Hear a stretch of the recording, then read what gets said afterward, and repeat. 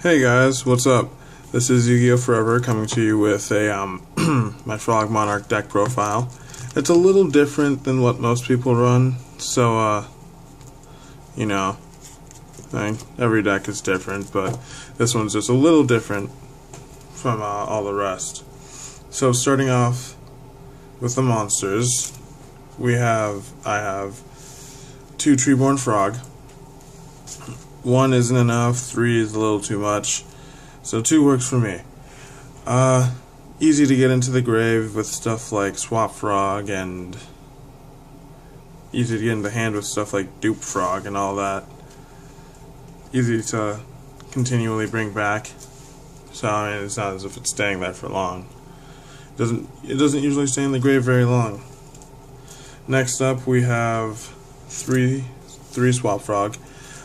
I think it's probably one of the more important cards of the deck because it helps get my Treeborn Frog into the graveyard. It helps get Rodent Totem out on the field by getting it into the graveyard. It kind of helps set up plays for tributing my monsters and all, so it works pretty well. Next up, we have the Searcher, Dupe Frog. I only run 2 because, I mean, it's the Searcher and I know it's good, but half the time, in order to get its effect to go off, I'm going to have to set it on the field, and that kind of slows down my plays.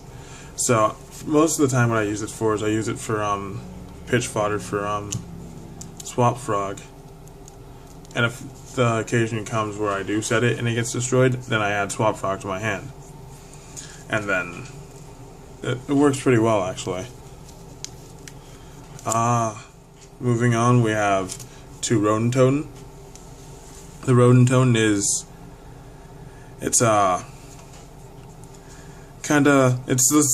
the revival monster. It keeps summoning itself from the graveyard, kind of like Treeborn, but with a cost. And you can kind of set up a defense with it. I like it. 3, I think, would be too much because it recycles itself, and it also empties your supplies. So doing so is kind of, it's not necessarily the best thing. Moving on to the other monsters, I run 2 Level Eater. Now I know what you're thinking. The fuck? Why is this dude running Level Eater? And it's a player preference, really. Once I get more into the deck, once I get into the extra deck, you'll figure out why I run Level Eater. It's actually really good in this deck. It works really well. It's also good tribute fodder. For the hand traps, we have 1 Max C, 3 Swift Scarecrow, 3 Battle Fader, and 2 Effect Failure. So Max C is to add, just to add consistency. That's basically what Max C does. Swift Scarecrow and Battle Fader to Swift Scarecrow, at least, to prevent attacks and OTKs. Battle Fader to do the same thing, but to also provide tribute fodder for the Monarchs, and Veiler for the just to stop your opponent's effects, basically. Moving on to the Monarchs, I have 3 Caius, the Shadow Monarchs. 3 is pretty much mandatory in this deck because it's just such a great card. 3 Ryza, same reason, it's just so good in this deck. And 1 Mobius. Mobius, I know, kind of random, but of the other Monarchs, it's kind of one of the better ones because it kind of hits back row, and I know with artifacts that's an annoying thing, but... And then the last one, Jinzo. He's pretty good since I don't run any traps. He's pretty much my Royal Decree, and he works really well. Moving on to a couple other hand traps, we have Gores and Trag to basically to set up the field. It can also be used as tribute fodder. And last but not least, for the monsters, we have Obelisk the Tormentor. And I run him mainly because he's just... I love to torment my opponents with him. I'm sorry, that was a fucking horrible pun. That was totally horrible, I'm sorry. But Yeah, no, I mean, when I bring him out, they can't activate anything to his summon. They can't target him, so Deepers and Valor are out of the question. So basically the only way to get rid of him is to either A, overpower him, or B, wipe him out with Mirror Force, or something like that. Moving on to the spell cards, one Dark Hole, because as much as I like Field Presence, sometimes I need to get rid of my opponent's monsters first. 2 Soul Exchange. I don't use 3. 3 is just a little much because I like being able to attack. And though it's good, I hardly ever use it. Once the new spell card comes out, I'll probably replace it. 3 MST. 3 MST, it works and needs something to hate on back row, right? I mean, I have the Mobius, but I need something else. And this definitely constitutes it something else, and it definitely works. And last but not least, for the main deck at least, I have 3 Econs. Enemy Controller because, you know, it's just... You summon Treeborn back during the standby phase, and then you activate this, and you take control of one of the monsters, and then it summons itself back, Treeborn, and then you can activate another one, and then another one. So it's kind of trolly. I don't run creature swap anymore. I opted it out for the 2 extra MSTs. So it works though. I like it. It's definitely a change. And moving on to the extra deck, a lot of these cards you wouldn't see summoned, namely because the monsters required to summon it either don't stay on the field very long or you just don't feel like going into it. So for the rank 1s, I have number 54, Lionheart, 1 Slacker Magician, 1 Utopia Roots, number 31 and number 13, Embodiment of Punishment and Crime respectively. And these are just all the rank 1s I have for the deck. That's 5 rank 1s. They're the ones I go into the most frequently is Slacker Magician because it's just the defense basically. The other ones are good, it's just they're slightly more conditional. Lionheart would probably be the only other one I'd summon more frequently. If I ever get Downward Magicians, I'd probably replace some of those with it. Moving on to the rank 2s, we have a Dark Mist, and that price tag is totally inaccurate. I just couldn't find another damn sleeve. Gachi Gachi Gantetsu, Daigusto Phoenix, and Shining Elf, which I'll either take out for a Downward Magician or another Daigusto Phoenix. Daigusto Phoenix, it works well with Ryza because you can just combo into... You can just, return something so they have nothing on their field. Daigusto Phoenix, and then have it attack twice, which is a total of 4,800, and then you have this, which adds it on to a total of 6,300, so it's pretty trolly. And then if you have Gachi, it adds on an extra 400 for each monster, so 800, so that's a total of 7,100, so basically unless they have full life points or close to it, they don't survive it.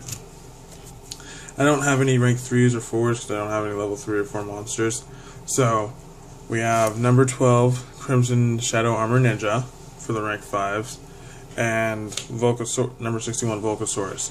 This is where Level Leader comes in because I could level lead off of a Caius and use it either as tribute fodder or tribute fodder for another Monarch, and then tribute and do it onto that Monarch, and then have them both be level 5, and then go into Volcasaurus or Armor Ninja, and then from there on go into Gaia Dragon. So it works pretty well, regardless of what you think and how you.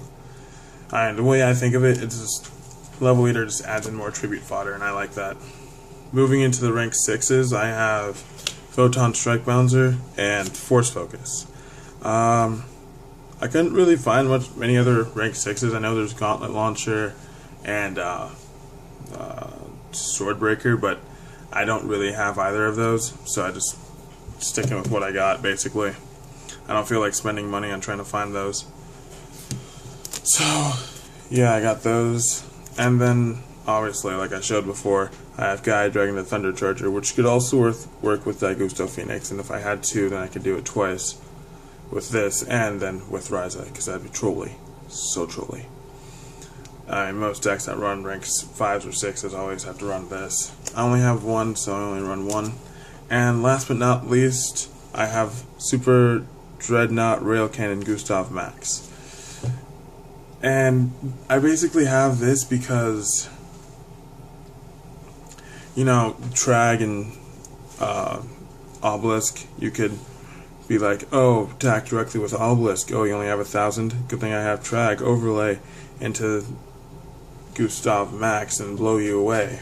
You know, I mean, it's a 3,000 beater, so it's got its, I mean, it's weaker than Obelisk, sure, but if there's like, for whatever reason you can't attack, or your Obelisk is going to be destroyed if you attack, then you'd go with this. And, you'd go with this. Sorry, I realized you couldn't see when I was gesturing to it, but, yeah. Now, I know the big question you probably all have in your head right now, why the fuck doesn't this dumbass run Lad? And I'll tell you why. This son of a bitch right here. For one, requires 2 tributes to get out into the field, and I know Obelisk requires 3, but Obelisk is better. Lad requires 2, and each time you negate an effect, which is good. Negating effects are good, but it costs it 500 attack. So basically put, you negate 2 effects, and it's already at 1800. And with that 1800, it's so easy to drop it to at least 1300. You could use Fiendish, Valor, Max C, and boom, boom, boom. It's already lost 1500 points, and it's easy kill. And then, if you have other monsters on the field, and you can't even activate your own Treeborn Frog effect, but if you have other monsters on the field, then this gets and when this gets destroyed, all the other monsters go. So if I have Obelisk, and I add Vlad, and Vlad gets destroyed, then my Obelisk goes with it, and I don't have a chance of bringing it back, and that sucks, because then I had to summon a monster, and sure, I could summon back Obelisk, but that only stays on the field for one damn turn. So Lad, I kind of opted against, because it's never worked for me. Every time I use it, my opponent finds a way to use its effect against me. And there have been cases where they'll get it all the way to 0 and then activate another effect, and that one goes off, and then they'll like power up their monster or something and blow away my monster that has 0 attack points that I can't do shit with, and I'll just be a fucking sitting duck, because half the time I won't have a monster that I can summon back. I mean, I'll just have tribute fodder like Treeborn or something, so I'll be like, oh, well, I guess I'll summon Treeborn in defense mode, but it won't fucking matter. I might as well not summon anything at all, because I will lose, because Lad just does not work for me. I mean, I know it's cool. I know it's a cool card. It is, but it just doesn't work for me. It's player preference. I don't really like this card. I tried it at 1. I think I liked it better at 1, but even then I wouldn't want to run it anymore. I just don't like it. So, yeah, that's my Frog Monarch deck. I hope you enjoyed. And go ahead in the comments and bitch at me for not running Lad, and for not running Creature Swap, and whatever the fuck else I should be running. But I like this, and it works, alright? So, you can go do whatever. I don't know. I'm not gonna tell you to go fuck off or anything. That's just not nice. But, I mean, we're all entitled to our opinions, and this is kind of my way of showing my opinion on my deck. So, yeah.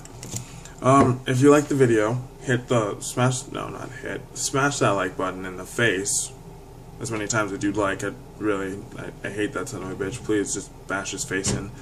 And, yeah, hit the subscribe button if you feel like watching more of my videos and staying up to date.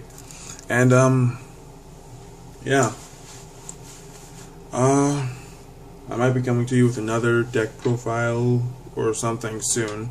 I know I haven't really been doing videos recently, like past month, but that's just because of summer school and then my birthday, and then I spent like half a fucking week at a friend's house So I didn't really get around to it until yesterday, because I went back to summer school last week. So, and I'm going to be at summer school this week and next week, so my schedule is going to be kind of it could be flexible. I mean, I'm only there 5 hours, but I'm already falling behind. Fuck. I've been rambling for a while. Bye.